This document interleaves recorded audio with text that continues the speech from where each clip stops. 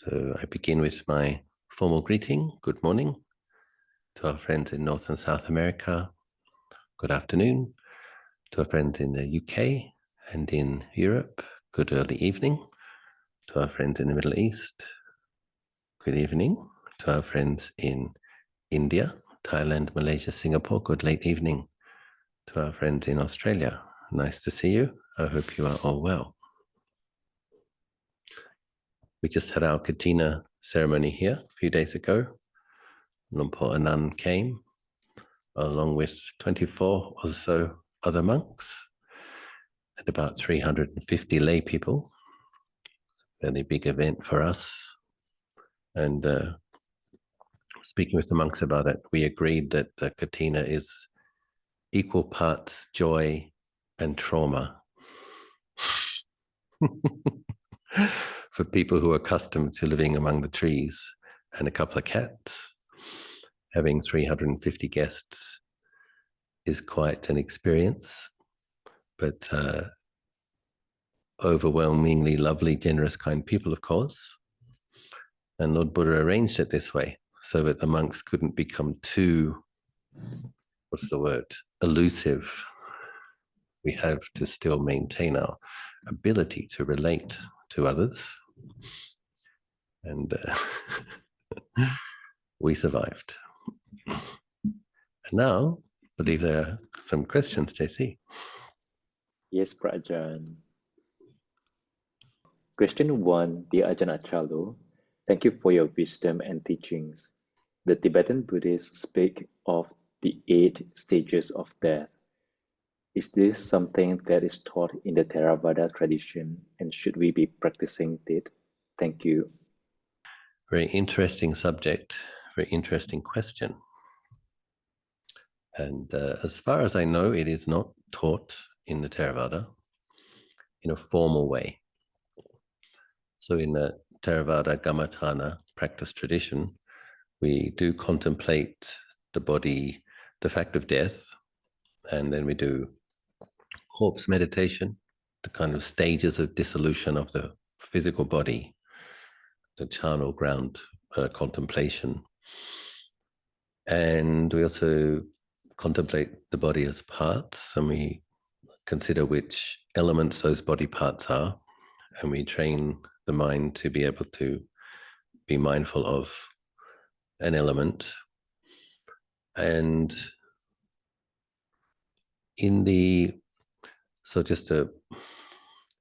when a mind can focus on, for example, the teeth or the bones as earth element, that can lead to the jhanic state, the absorption state, for a skilled practitioner.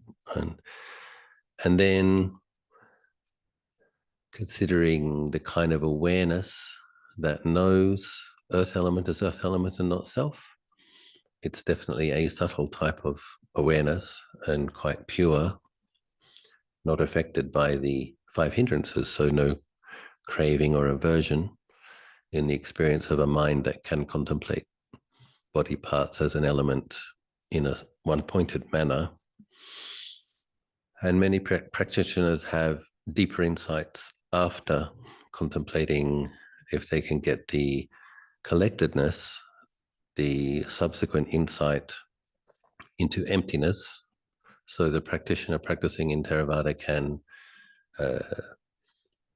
have similar results, I would think, to those that are described in the Tibetan practice. So the Tibetan practice, I am a little bit familiar with it.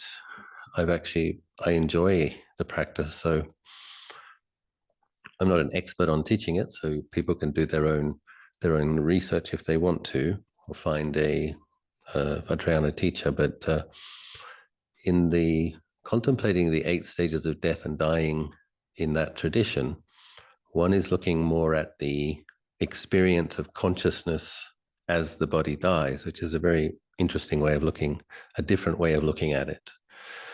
So the Theravadan practice, the fact of the death of the body, the nature of the body, the dissolution of the body, contemplating those things skillfully brings about a quality of clarity and stillness and awareness. And if a person cultivates this throughout their life, then we're hoping that we can bring that quality to the experience of death, so that what the mind is experiencing through the dying process, the capacity to be present for it and aware of it, would notice these things that are described in the Tibetan practice. But in the Tibetan practice, which is sometimes the Theravadan tradition is referred to as the causal tradition, and sometimes the Tibetan tradition is described as the resultant tradition. So we lay the causes for liberation and enlightenment. The Tibetan tradition, they often visualize the result. So then you have people visualizing themselves as an enlightened Buddha or as a 10th level Bodhisattva, etc. So similar along that vein, imagining the dying process. There's the using one's ability to visualize and imagine and intuit or empathize is utilized in some of these practices. And so in that practice, one imagines what it's like for the mind to be letting go of the earth element. And it's described that one feels like in an earthquake or something, like the mind experiences earth kind of shaking, moving. And then it's described that the earth element dissolves into the water element. Another way of understanding it is that consciousness lets go of the earth element first, and then it's experiencing the water element, more subtle element. And then the experience of consciousness can be of swirling and feeling cold, like being buffeted around in a stream. And then I believe it goes from water to fire, into the fire element, and a person visualizes flickering fire in front of one, and then that fire becomes one single kind of candle flame, and then one from fire to wind, I believe, and being buffeted around by wind, and then one different types of consciousness. So I think it's kind of a orangish reddish light, just like a mind that's filled with an orangish reddish light. And then it's a kind of a white light, and then eventually a transparent, boundless light. So the one is visualizing and imagining the experience of letting go of the four corporeal elements, earth, wind, water, and fire, and experiencing space and consciousness, two more elements sometimes described, and then glimpsing, if a person does this practice properly and has a requisite accumulated virtue, merit, and some abilities, a person may glimpse the ultimate nature of the mind. So sometimes the Vajrayana is described, when the Vajrayanas describe the benefits of Vajrayana practice, they sometimes say, because they like to say why the Vajrayana is superior, that's one of the diamond vehicle. The practitioners often describe their vehicle as being superior. And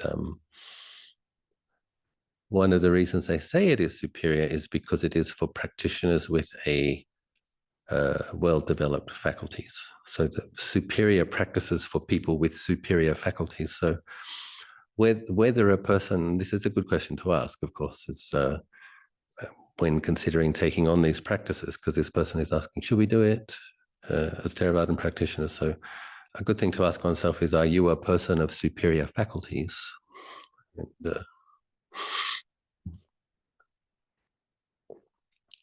But what's interesting, in terms of my own practice, I do have a lot of respect and appreciation for this practice, and feel grateful to have met it, because when I was in retreat, winter retreat at Abhayagiri during my third pansa, I literally picked up this practice and I thought, okay, I'm going to do it. I'll just do it for the first time.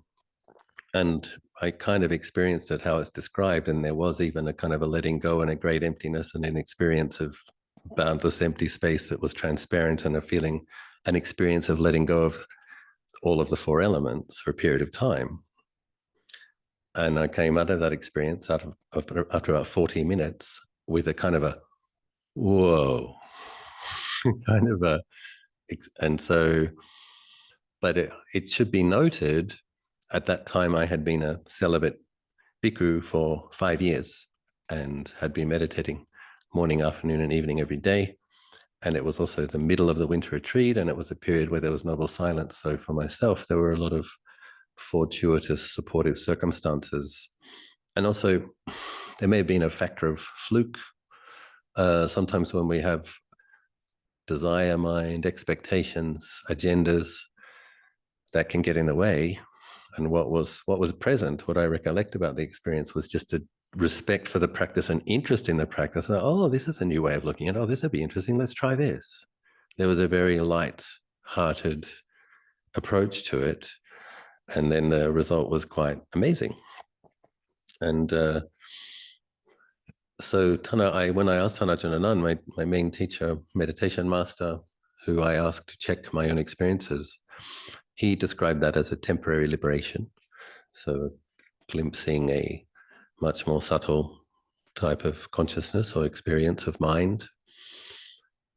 It was an extremely helpful experience for me because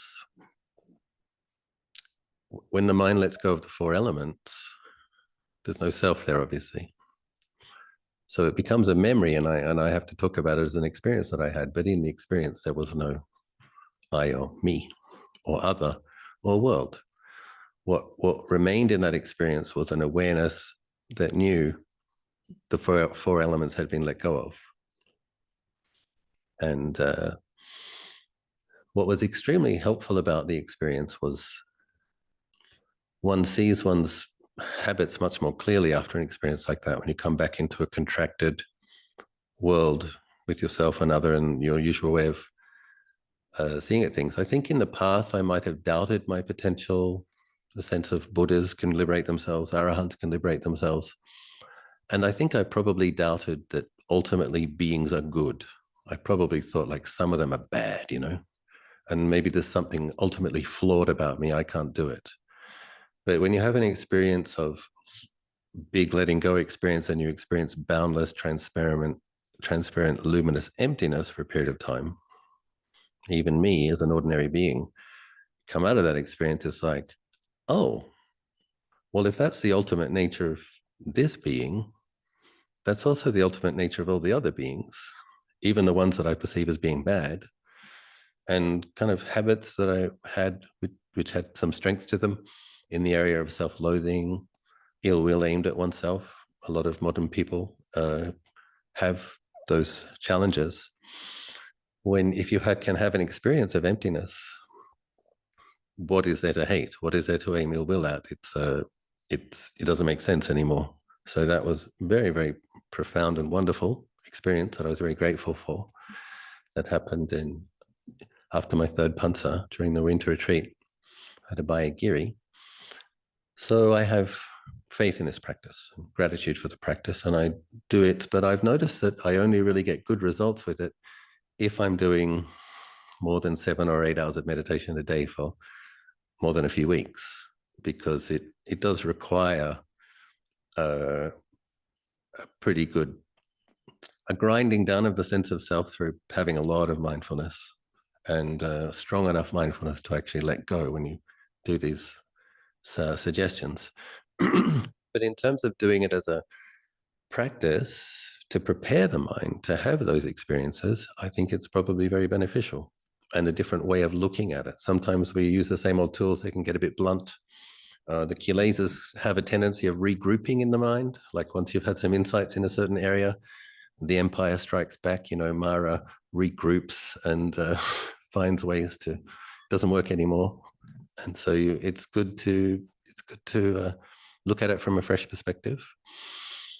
One of my favorite sutta verses, it's very short, is do not seek where the universe ends. Seek the consciousness with no showing, where the 4 elements find no footing.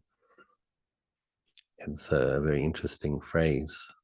Find the consciousness with no showing. So what's that? That's a mind, no showing, transparent, empty, where the four corporeal elements find no footing. So somewhere that has let go of the four elements, that's where one will find liberation from the universe. So yes, very interesting practice. The book that I read, the guided meditation that I was reading through when I had a very nice experience, was Introduction to Tantra by Lama Yeshe.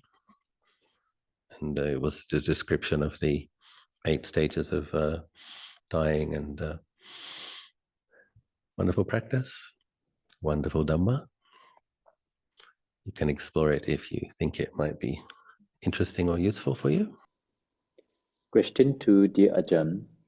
When I was a kid, I had a realistic dream about my father being wrapped around by a gigantic snake and he was about to kill and swallowed.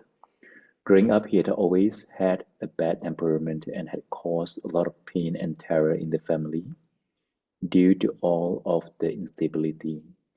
Although as a family we learned to love and forgive one another over the years, I had another disturbing and realistic dream about him doing horrible things to myself, my mother, and my child, who appeared to be my sibling in my dream. I woke up having a gut feeling that this is what actually happened in our past lives. How likely was my dream projecting our past life? Or could it have been Mara trying to disrupt and challenge the forgiveness and peace I had been experiencing in my mind? I rarely have nightmares and I have been meditating every day for the last 4 months. Can I assume these past karma are resolving themselves by continuing to meditate and let go? Thank you. So when we meditate more and we do it consistently, some people have a tendency to experience more visual phenomenon. A lot of people have more lucid dreams during times when they meditate more. And so there's can often be that experience when you have a dream, you wake up and you remember it and you notice it and it's, oh, that was interesting. And there seems to have been a meaning. The tricky part is interpretation. So I would say the visual phenomenon, when it really feels real, it's lucid, and you get a sense that there's a meaning there. In my experience, oftentimes there is. But the tricky part is, how do you interpret it? So the first part of this person's dream, that the father was covered with a snake. The snake was trying to strangle him. And then this person's experience of childhood was that the father had been very cruel and volatile. And so one way of interpreting that is that's like his own negative mind states that are oppressing him. And then his actions are an expression of that. So that would like literally, it could be like a symbol of kilesa, of the kilesas.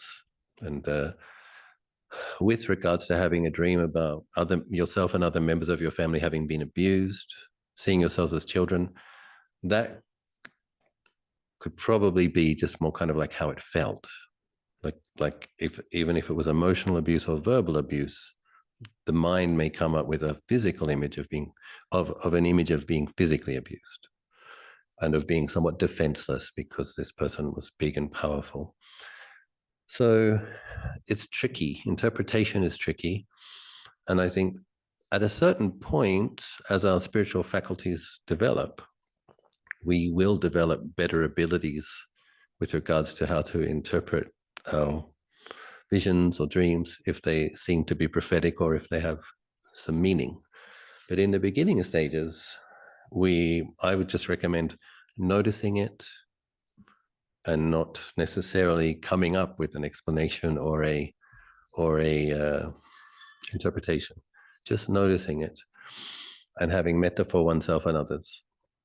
And and with regards to the question, is this Mara trying to sabotage the process? So if we grasp it deludedly and if we trigger ourselves and react again, it's kind of karma Mara, isn't it? Or it's kilesa Mara. It's our own Maras, or the way different Maras affect our minds. So, but yes, I would, with pertaining to the last part of the question, is consistent practice lightening the heavy karmas, is there a purification going on? I would say yes.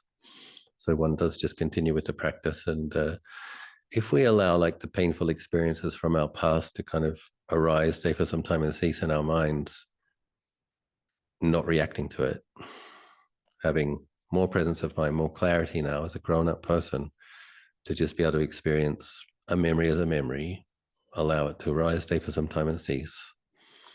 This is a way of practicing not grasping at it and letting it go. We add to this experience the experience of offering forgiveness. And then the humbling, another more humbling part of it is whatever abuse we appear to have experienced at the hands of others, we must have sown those causes in past lives as well. So whenever there's and this is tricky, we can't do this with self-loathing or hatred or guilt or anything. One has to just have a cool, mindful, loving kindness, and the four Brahma Viharas, loving kindness, compassion, and equanimity, the last one. You have to bring that kind of awareness to these tricky, painful experiences of feeling abused. On one level, we also have to, without rejecting ourselves or hating ourselves, we have to take it on the chin that we sowed those causes. We probably did something similar to other beings, maybe even the being who's doing it to us now, because karma, what goes around comes around. But we have to be careful when we do that, when we do those contemplations, that we're not doing it with judgmentalness or self-aversion or rejecting oneself, or it's like pain. One has compassion. One has compassion for the pain one experiences in this life. One has compassion for the pain a person experiences when they're acting out negative emotions. One has compassion for whoever you were in the past that acted unskillfully, that set up the momentum for this to happen. So one has to have the mindfulness, the presence of mind, the compassion and forgiveness, understanding of karma, and the capacity to allow things to arise and cease in the mind. So, but I think in general, having more lucid dreams and seeing things like that is probably a good sign. But we need to, we need to hold these things without believing like fixed perceptions and things. So it's tricky. I remember one of the times I was having my first retreat in the jungle as a novice. I'd been a novice for 4 days, and we marched off to a jungle area on the border of Burma. We stayed in there for 3 months, and it was pretty intense, actually. Probably wasn't quite ready for it, but I guess my karma, my merit also, that's what I signed up for. That's where I found myself as a 23-year-old. I started to have these quite lucid and full-on dreams, and it was my good fortune that Tanpunyo, now Ajahn Punyo, was there, and he would ask me how I was at bowl washing time after the meal. I'm like, oh, I had this really full-on dream. I've been quite affected by it, and I was thinking the dream had bad meaning. And I'd say, what was the dream? I was like, I was scooping out this muddy water from a pond. It was just mud and water, and I was scooping it out, and it got to the very bottom of the pond, and then there were goldfish in there. And I'm like, oh no, the goldfish are going to die. They've got no clean water. It's just muddy. I woke up with feeling worried about the goldfish. And Tanpunyo said, oh, that's a great dream. What do you mean that's a great dream? He said, well, throwing out all the muddy water, that's like delusion, and the kind of what do they call them? The effluents, the asavas, like the dirty outflows. And then once you've thrown out the dirty things, you find gold at the bottom of the muddy pond. I mean, that's a symbolic of insights. What a great dream. And I was very fortunate that he was there, because at least to balance my negative interpretation. I had another subsequent dream. We were driving up this very steep mountain, very, very winding road, and we were going extremely fast, like hundreds of kilometers, and the bus was like careering around these edges and almost falling off. And as we were going up the mountain, the windows were smashing out, and then the seats fell away, and I just woke up with this terror of like, oh no, wait a second, how does this end? And Ajahn Punyo asked me, how are you going? Oh God, I'm having these full-on dreams. I don't know. And so I told him, and once again, he was like, oh, that's a great dream. I'm like, what do you mean it's a great dream? He said, the windows smashing, that's your fixed old way of perceiving things falling away, and the seats falling out from under you, your previous assumptions falling away, and you're driving and faster and higher to the top of the mountain, empty space, less grasping. How wonderful. Except that for the person experiencing it, it was terrifying. And I remember in that, I really wanted to see a tiger, but there was fear of tiger, falling asleep in the jungle and late at night and no one around, pitch black. And first few weeks wanting to see a tiger, so it could be a cool story, because you read the biographies of the great forest masters and they always have these tiger stories, and I wanted a tiger story too. But after a month, my mind started degenerating a bit, and my wanting to see a tiger changed. I was hoping that I was like dedicating merit, spreading metta, may the tigers be well, may we all be safe, may we all be happy. But after a month, I was like, oh God, may the tiger please come and eat me. Just come and eat me. Just put me out of my misery. Because I wasn't quite ready for the jungle retreat. But the first jungle retreat helped prepare the mind for the second one. So I ended up going back 7 times, and 2 or 3 months on a bamboo bed and under the old growth forest on the border of Burma. So one learns through feeling like one isn't coping. One learns how to, the next year I had to set myself a bit of a structure. Like I would sit at this time, I would walk at this time, I would study these sutras, I would learn these chants. And so once you give yourself a bit of a structure, the days go by without a lot of spare time to become neurotic. So that, yes, being able to interpret things with wisdom is a different level of practice that sometimes comes along with more and more practice.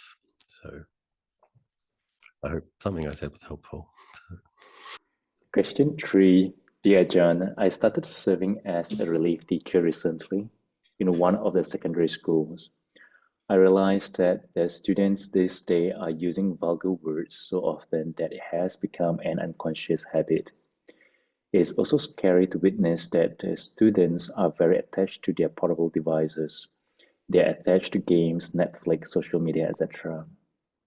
Some teachers shared with me that their students' habits are so deep that they feel that there is nothing they can do.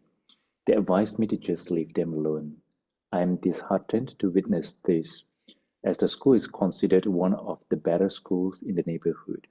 I cannot imagine what the other schools are like. I'm attached to my 2 young daughters, and I'm very concerned about how they will be when they turn adolescent. A counsellor friend shared with me that I can contemplate a situation like this, asking why do they live the life the way they live. I'm still pondering it. I attribute it to the law of karma and the environment and family upbringing. Do you have any advice for me? I'm aware that Dhamma practice is mostly about looking within and not outward. How should I go about it to observe it without making any judgments? Thank you, Ajahn. So I think one of the things that Ajahn says is the word loka means darkness. And so worldly beings are beings who living in a dark place with dark minds. When beings practice generosity, are virtuous, meditate, they bring some brightness to their mind and live within an ethical container, they become lovely beings. That's the foundation for becoming the noble being. But we are living in an age, this Buddha came at what is called the degenerating part of the eon. So we are living in a time when things become darker. And we have to, it's tricky. Like, yes, Luang Por Chah says, look at in oneself in terms of cultivating insight, look at oneself 95%, look at others 5%. But we do have to have discernment. So the tricky part then, of course, is having wise discernment, like knowing something's unskillful, and then trying to restrain from judgment and blaming and having contempt. So this is the hard part. It's like, we know something's unskillful, we know it's not a good habit, we know something's uninspiring, but the part where we have to be careful is not to have a big self-righteous judgmental sense of self that has contempt for these things. This is where we have to see, but we can't not see it. We do have to know if the world appears to be degenerating. because we have to be able to navigate what we're going to do in a world where virtue is degenerating. But if this person's a relief teacher and noticing that a lot of kids are playing with their devices, so it's like, for myself, Lompo Liam, my preceptor, the monk who Lompo Cha chose to be the abbot of his monastery after he had gone to Parinibbana, has a policy of telling people 3 times if they have a negative habit or an unskillful habit, he will do his duty of trying to teach them and train them. If after 3 times they don't heed his advice, he doesn't feel that he needs to admonish them anymore. He did his duty. And so I think one tries, okay, kids, this is your time to try to learn, try to pay attention, don't use these devices. You can say it, but if they continue to, you've done your duty. You've told them what they should do, what they shouldn't do. You've explained the benefits of, and then, and it's true, like if their parents haven't set the boundaries with these things, then it's very hard for the teacher to do it. If they're allowed to use them at home before they come to school, and they're allowed to use them at night all night, and they are addictive. So the devices are addictive. So once it's like trying to get an addict to put down the thing they're addicted to, it's not easy for the kids either.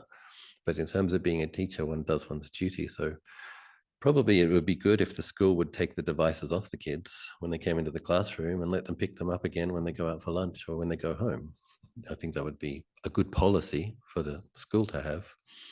If it was my kids, I wouldn't let them have a smartphone. So, they may have a tablet that they'd be able to use at home within certain hours with mum and dad having a bit of an eye over their shoulder. What are they looking at? So that they get some practice of navigating social media and functioning in the world. But when they went to school, I'd let them have an old-fashioned Nokia so that you could call them and say, where are you? Or they can call you and say, I'm here, come and pick me up or whatever. But I wouldn't allow my children, if I had children, to be able to have access to the whole world of the internet. It's a very, very, and what social media does to kids, of what their expectations of what they think they have to accomplish to have value or self-esteem, the vanity, the narcissism, the focus on how many friends and how many likes and all of that nonsense. I personally wouldn't expose my children to that if I had them. And but they might be teased, of course. Other kids might tease them for being a bit old-fashioned or a bit boring. And but when you think of the pros and cons, it's better that you help teach your kids how to have boundaries with these things before they're completely addicted, especially when the brain is in its formative stage and the frontal lobe there, the whole thing around dopamine addiction. You do want to, it's very, I think apparently Steve Jobs didn't let his kids use tablets. Like they knew they were harmful. And so in their formative years, and teaching kids, a big part of parenting now is teaching kids sensible boundaries with technology. And it's probably going to get harder and harder as the technology gets more and more fascinating, more and more engrossing, more and more addictive. And that's part of the karma of having children now.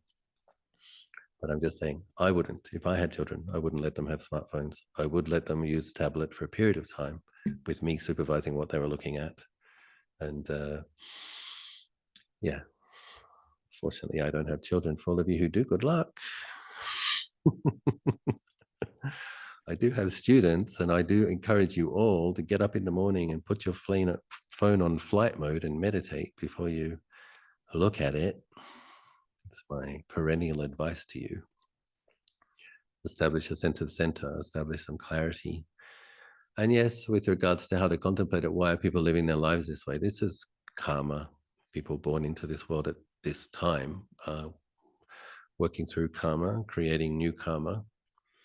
And for those of us who want to go to heaven and beyond and meet future Buddhas and Arahants, we have to keep a close eye on the type of karma we're producing and a close eye on what we allow our mind to become absorbed into, because we want to go to heaven and beyond.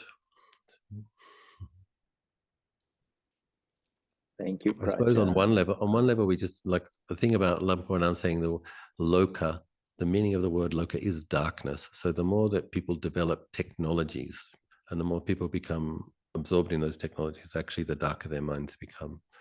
And it's like we have to know that soberly, and then we have to have healthy boundaries with it. And anything that's pulling you out all the time, insight and samadhi is a result of coming inwards. So we have to be quite careful with the number of hours we use absorbed in these things and the way we use them. I wish you luck and wise discernment. Question 4. Does Deva need to take their meal? Do they too have a family in the heavenly realm? Parents, etc. Do they have lustful thoughts too? May I know what the lifestyle and routine is like as a Deva? Having heard that 50 days in a Deva realm is only a day in the human realm. Thank you, Ajahn.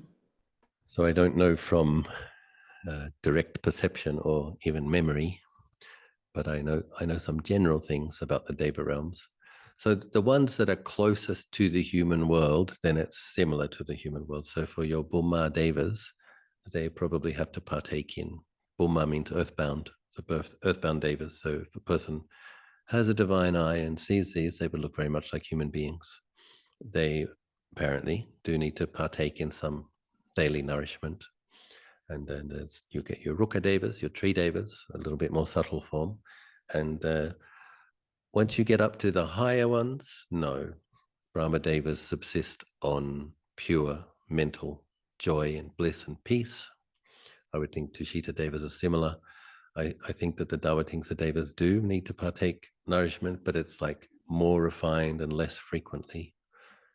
Basically, it gets more and more and more subtle. And but I do have to say, in general, people are born as Devas because of making good karma, helping oneself, helping one's family, helping other beings, helping others to have less suffering, helping others to have more comfort. So the result of that is one has more comfort. The joys that one experiences are more subtle. And so I think we just need to understand this in a general way. I think proliferating about it too much isn't helpful. So basically, if you really want to know, you can be born the next life, then you'll know for yourself. To be experienced individually by the wise, so the causes, and you'll know about Deva lives. And we do have to bring back our practice to, what are my strengths? What are my weaknesses? What do I need to work on? How do I develop insight? And there's that analogy when someone's asking too many questions. Lord Buddha was like, if someone's being shot by an arrow and somebody comes and says, I want to take the arrow out. And then the person who was shot by the arrow wants to know who shot the arrow, what kind of wood was it, what was the poison on the tip? And it's like, rather than taking the arrow out, they die. And so Lord Buddha says he teaches amongst the forest of leaves that he knows, he teaches the handful of leaves. That's the Eightfold Path, the Four Noble Truths. These are the things that he sees as being the most valuable thing to focus on, so that we develop insight and liberate ourselves. Because he also says interesting phrases. He says the Buddha's teachings are not for those who delight in diversity. The Buddha's teachings are for those who delight in non-diversity. So meaning not like speculating too much, because we need to train ourselves to gather our mind, collect our mind, focus our mind, and contemplate those things that lead to insight, like noticing the three characteristics, anicca, dukkha, anatta. But having faith in the heaven realms is very helpful. Understanding that they have a superior pleasure is very helpful. But apparently, according to Ajahn Achalo, a lot of devas aspire to be born as humans so that they can develop insight. So on one level, we're wondering, what are the devas like? What must it be like? And it's like, and then the devas are looking down thinking, oh, you've got such a good opportunity because you've got like pain in your body and you experience illness, you experience separation from the loved, you experience grief. You've got all these great things you can practice with to understand anicca and dukkha. And here I am making daisy chains and drinking Amrita liquid bliss with my friends, and putting on another new fabulous outfit. Apparently, if you just want something in Dawatimsa, you can go to the wish fulfilling tree and it's there. The thing that you want is just there when you get there. It's like and it fits, and it's the color that you like, and it's the smell that that's the result of the merit. It's exactly what you want. So that's a bit dangerous, obviously. But having clothes like ours that sometimes don't fit and aren't exactly what we want and get smelly and get holes, and you have to go to the supermarket and you have to send it back on Amazon and get a refund or whatever else, all the stuff we have to do. It's a good place to contemplate unsatisfactoriness and impermanence, leading to insight into not self. And the more we do that, if you're not finished, the higher the heaven realm you will be born in, and you will be able to look down and you'll be able to see, oh, that's what the Burma Devas eat. Oh, that's disgusting compared to what I'm, the pure mental bliss that I'm eating, whatever. So I wish you every success in your transmigration to heaven and beyond. Ajahn, question 5. Dear Ajahn, I'm trying to keep 8 precepts, but not eating afternoon. After afternoon is not working for me. I tried eating nuts and milk in the evening, but it is not enough. Please suggest something. Thank you. So this person is trying to keep 8 precepts, but they said they can't do it. So I want to know, why can't they do it? It's because of weakness and feeling faint, or is it because of feeling hungry? It's like, if it's just a matter of feeling hungry, you can do it. You have to be tough, to be patiently endure. But if it's a matter of like feeling really lightheaded, feeling weak, and that's different.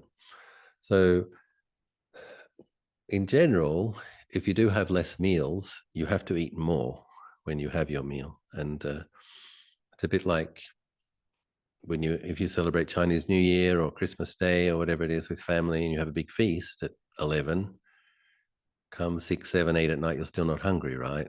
Because of all the food you ate earlier in the day. So I'm not recommending that you have a feast, but the point is, if you eat more, you're less likely to be hungry. So one of the ways we manage this in Thailand is with sticky rice. Glutinous rice is a very heavy thing, and it stays in the stomach for quite some time, and it digests slowly. So I have one palm full of sticky rice each day, and I've noticed that if I don't have the sticky rice, I do feel hungry in the evening. So you need to have a look at what you're eating. Just before midday, it had to be quite a substantial meal with enough protein and carbs to keep you going. And then, so some people eat a piece of cheese. Like, a piece of cheese is fairly substantial nourishment. So if a person has a piece of cheese and a cup of tea or a cup of coffee, that's usually a piece of chocolate. That's usually enough for most people. But one might need to look at what one is having in the meal earlier and have a bit more. Because you can have a cup of juice, you can have a cup of tea, or a piece of chocolate, a piece of cheese. You can definitely take some calories. And I think another factor is, like, if you just don't see food or smell food. Like, I don't even experience much hunger because I don't see it, smell it, and after nearly 30 years, don't even think about it much. But if you're living in a city and there's the smell of the neighbor's dinner wafting through, and there's fragrances from, if you're in a condo and there's restaurants down below and they waft up over the balcony, that's harder. But you shut your windows, or turn on the air conditioning, and light an incense stick, to distract yourself from these, protect yourself from these impingements. Question 6. Dear Ajahn, in a recent talk you mentioned that if one doesn't have enough merit to be reborn in Tusita heaven, one should aspire to be reborn as a Yama Deva. My question is that isn't it dangerous to be a Yama Deva, because Mara lives there and one may develop similar tendencies as him? According to what I've heard, Mara, the deity, lives in the Paranimita Vasawati realm, the gods that wield power over the creation of others. He's a very powerful deity, the CEO of Kilesa Incorporated. He's no ordinary Yama Deva. So I don't think being born as a Yama Deva, according to Tanaja, non-Yama Devas like spending time alone, chanting and meditating. They're not the power hungry, I want to rule the world types. Thus have I heard. But going to the parinimita wasawati realm is probably quite dangerous. And one of the reasons Ajahn has recommended in the past that people aspire for Tusita heaven is because in Tusita heaven, the base kind of level of experience of the Devas is one of contentment. So they're experiencing contentment from their virtue, from their practice, and they're able to meditate. If you go higher than that, the chances of becoming deluded are greater and greater. So when you go into the realm of the Devas that delight in creating, you can get associated with and attached to your creations, your beautiful creations. If you have power over those creations, you can get inflated sense of power. The Brahma Devas can get intoxicated by their own radiance and beautiful, boundless, streaming minds. So that's dangerous as well. But if you're born in Tusita heaven, surrounded by other cultivators, you're going to be seeing a lot of people who have more virtue than you, more wisdom than you, more metta than you. It'd probably be quite humbling in a way. Like if you imagine if you could see Maitreya, it's like, whoa. If you think you're beginning to get some samadhi, it's like 16 Asankhya's and 100,000 eons. Okay, that's the real deal. You know, that's it'd be humbling in a good way. You're both inspired, but also humbled. And but if you are Brahma Deva and you're aware of your streaming radiance filling boundless space, you can get a little bit identified with your. I mean, they have really interesting names. They introduce yourself like. I'm Brahma such and such of refulgent glory. I'm such and such a, my name is Streaming Radiance. What's your name? It's like, no, my name's Achalo Bhikkhu. Nice to meet you. Streaming Radiance. Question 7, dear Ajahn. Okay, May I last know how question. to be wise? 3 ways of cultivating wisdom is studying wisdom teachings or listening to wise people. Suttamaya Panya. Next level of wisdom is then contemplating those things, considering, does it make sense? Is it logical? That's your Chittamaya Panya, the realm of contemplation, being a contemplative. The next level is the Bhavanamaya Panya, the wisdom that comes from meditating upon these things. So suppose Ajahn Achalo says it's good to contemplate elements, it's good to contemplate body parts, see it as an element, because it would reduce attachment and a sense of self. You go and think about that. Yeah, that makes sense. Then, okay, I'm going to do that every day. And then you see what's the result. And you can have deep insights and jhana and liberating insights by seeing the body as made of elements, not elephants, made of elements. And I'm getting a bit tired now. And not a solid, permanent, abiding self in that. And but in general, Lord Buddha does give 84,000 Dhamma verses. There is a lot of wisdom on many levels in the Buddha's teaching. So we are guided by the 5 precepts. If you are a wise person, you take on the practice of keeping the 5 precepts strictly. And then you listen to your teachers frequently, because it's through listening to other people who've cultivated wisdom, studied deeply, that we will hear things, recognize things, wisdom will go in deeper. And then, yes, reading suttas, reading Dhamma talks, or listening to Dhamma talks, contemplating, is it sound? Does it make sense? Doing the practice regularly. Thank you. Hope to see you next time. Take care. Yeah, good night. Good night, Ajahn.